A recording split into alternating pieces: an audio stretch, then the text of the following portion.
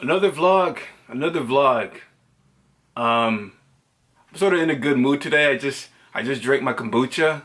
I thought I was going to fail. I thought I was going to fail with the kombucha because I keep hearing people say, "Oh, I got mold. Oh, I got mold." And then I found out that my shit didn't mold. I got reassured that my kombucha didn't mold because I watched a couple of videos on people who are making kombucha, and they were telling you, majority of the time your kombucha doesn't mold, but people believe that their thing is molding. So I just drank it, and it tastes really good. It tastes pretty fucking good. I mean, I had to pat myself on the back because I didn't even know what the hell I was doing. It tastes like apple. It tastes like apple juice, sweet iced tea, and a hint of vinegar. I know when you ferment it more and more, it has more sour. It has more of a vinegar like taste, but at the moment it tastes like sweet apple, sweet iced tea with a hint of vinegar. And it sounds weird, but it sort of works, man. It sort of works. I was actually, I mean, I also want to say this. I think today is the 18th day of me drinking kefir. I drink 1 cup of kefir a day, and this is the 11th day of me drinking kombucha.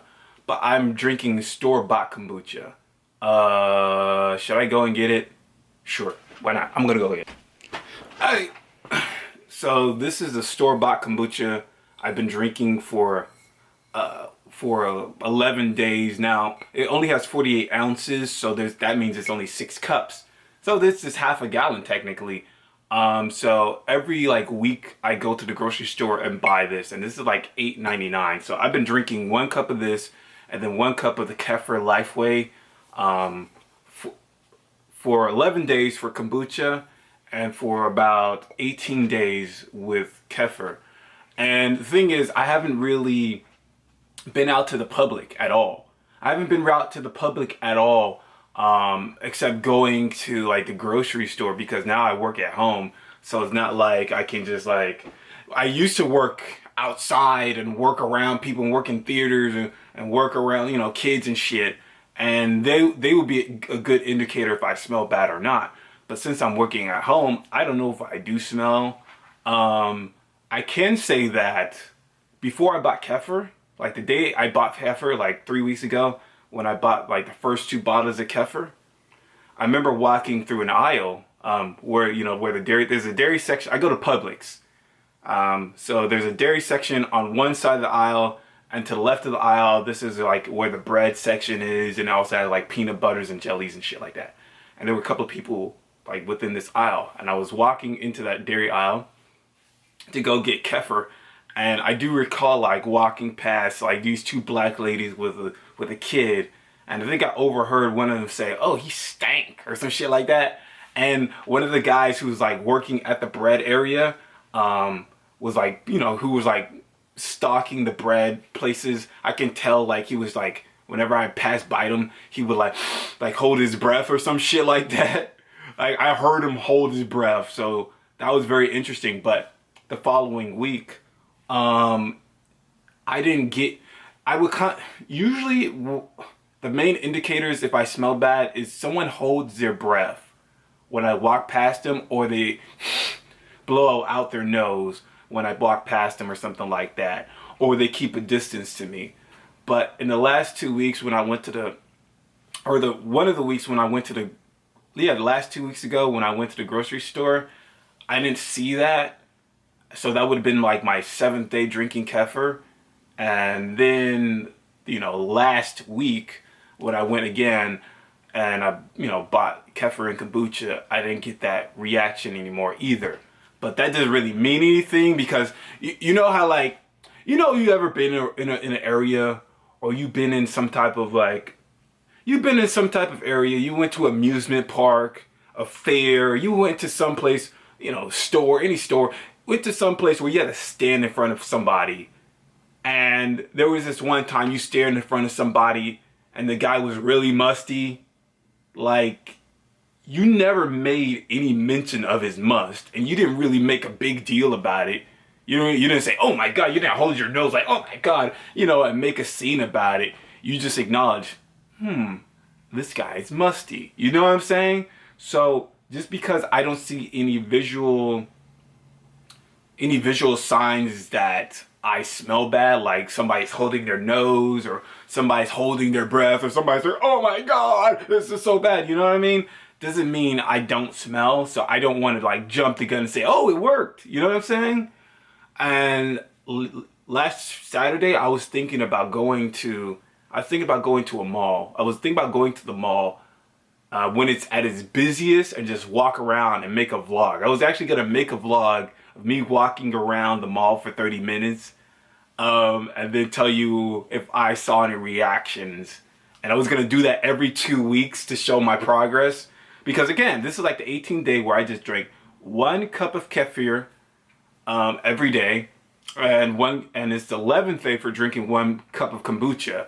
I'm just going to drink these types of kombuchas until my actual homemade kombucha is ready. So I have to wait another week. But once I wait another week, it's going to be perfect. And there's technically going to be like 12 glasses. And I will basically have 2 weeks to just continue to drink this kombucha until the next batch happens. So I'm just completely fine with this shit. But yeah, I was going to do a vlog with it. I was going to do a vlog to see if I can catch any reactions. But then I thought to myself, like, I had a lot of work, so I couldn't do it. I had a lot of work I had to finish. I was working with a client, doing some stuff. And I really want to get this finished before I actually start production and doing my work. Because I'm doing training at my work at home job. But I want to finish whatever project I'm working with a client, so then I have completely free time, because it's going to be very hard for me to actually work for the client, work with the project, because I never really told people about this. I'm technically doing freelancing. I'm working with somebody, and I was working with this guy for months, and I really want to get this finished, so I will have complete free time to myself, and then I can just, because every time I don't do it, I always feel bad about like putting it off. So I really want to get this finished. So much so that I was going to do like another live stream with Salvador, but I was like, no, I got to get this work done. But yeah, that's pretty much it. I was going to do a vlog about going to the mall and see if there's any reactions. At this moment, I'm just playing the waiting game, because apparently a lot of people believe in the probiotics, the food-based probiotics could help them. A lot of people are trying kombucha now for the first time. A lot of people are trying kefir for the first time. A lot of people are just trying food-based probiotics for the first time to see if there's any results. So with the interviews I had with Salvador and Josh, like, it turned a lot of people on to food-based probiotics. And it's going to be very interesting to see what the results are like a month from now. A month from now, when people are just taking it consistently. And if there's like let's say there's like 1,000, let's say there's 500 people who actually listened to what they said and said, you know what, let me try this shit. And 70% of these people, I don't know how much that would be in 500, 70% of these people actually have success.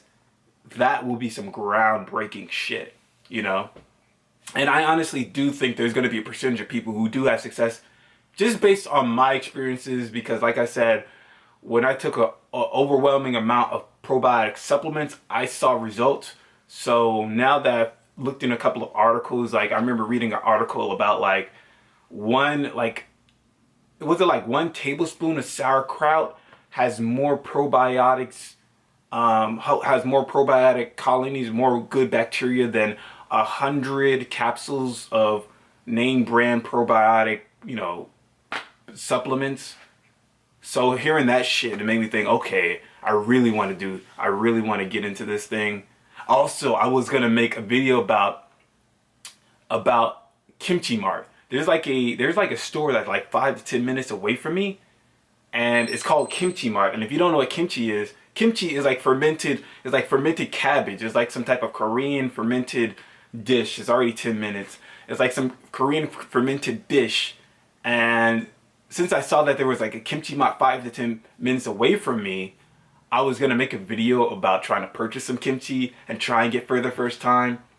But yeah, man, we're in exciting times, but we gotta. I don't know if I have it. I don't know if it reduced because I can't detect myself.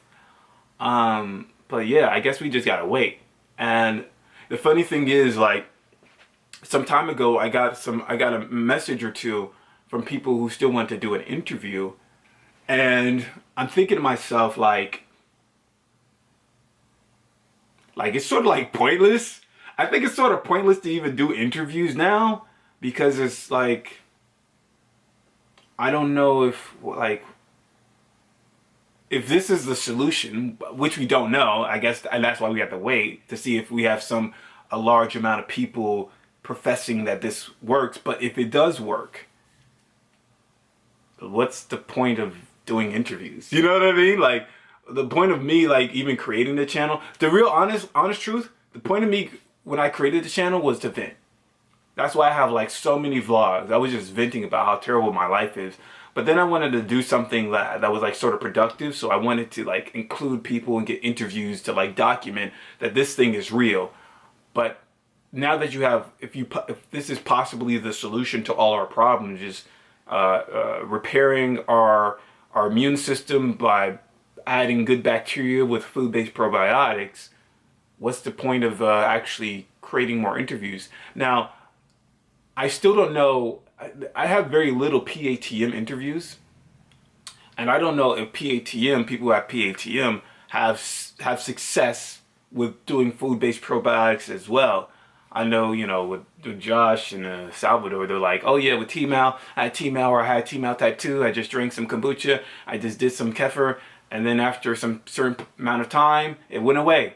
Would that be the same case with PATM? People who exude some type of gas that make other people have allergic symptoms or allergic reactions, I guess. Would that be the same case? I don't know. So maybe there will be a possibility to continue to do interviews for people like that, or people who have PATM. But it's like, if I find success from this thing, like I completely get rid of it, and I know I get rid of it. I've been thinking about like what would be the best ways to determine if I really got it under control. There's only a couple of ways you would know, and one of the ways is like if you actually work at a place, and this place is the place that you go to. Let's say it's school, church, or yeah, it doesn't even have to be a workplace. It could be just school, church. It could be a workplace, and people know you for smelling bad, and they make comments to the point that you can overhear them saying that you smell bad. The number one way to know that you smell bad or not is to go back to those areas just to see if they will say something, say, oh, this guy still smells like shit, or they'll say, oh, I don't smell anything anymore, or something like that. That's the number one way. But for me, since I'm at home now, I don't have that ability to do that. The only place that's sort of similar to that is like the grocery store that I always visit. But I haven't overheard anybody say that, oh, he doesn't smell bad anymore. You know what I'm saying? So I was thinking to myself, like, the only two surefire ways that I think I know I won't smell bad anymore is if I went to like a gym. I went to a gym. I used to go to a gym this year, and I quit because I started like overhearing like a lot of the gym members talk shit about me. So my thing is, I'm thinking about possibly going back to that gym just to see what the fuck is up, because I know if I sweat more, I smell worse. So if I go back to that gym and I still get the reactions, okay, this shit didn't work. But I think the second way is like go on a date or some shit. Like go on a date, go on Tinder. Hey, you wanna get some drinks? And when if I go into her, like, I go to, I don't know, a TGI Fridays, and she walks up to me and is just like, I gotta go, and just turns her back away. Okay, I guess this shit didn't work, you feel me? So I think those are like the two things that I could do that can prove for a fact, okay, I don't smell bad anymore. Especially like dating, because like with women are really like, they're really obsessed about hygiene or smelling nice and stuff. So if a dude smells really bad, I don't know. I think there's some women who just don't give a shit, you know? There's just someone who are desperate. Someone who just want a free meal. So like, oh, this smells like shit, but at least he paid for my, at least he paid for my ribs. At least I get a free burger. You know what I mean? Like, they'll just tolerate your dog shit smell. You feel me? Like, they'll be like, well, he does smell like ass, but he paid for my meal, so, and I don't have to give him ass, so that's pretty good. I don't know. But yeah, I guess we have to wait and see. We gotta wait and see for the kombucha. We gotta wait and see for the results for everybody else who's taking other food-based probiotics. We all are participating in the waiting game. I didn't want to make it too long. Salute.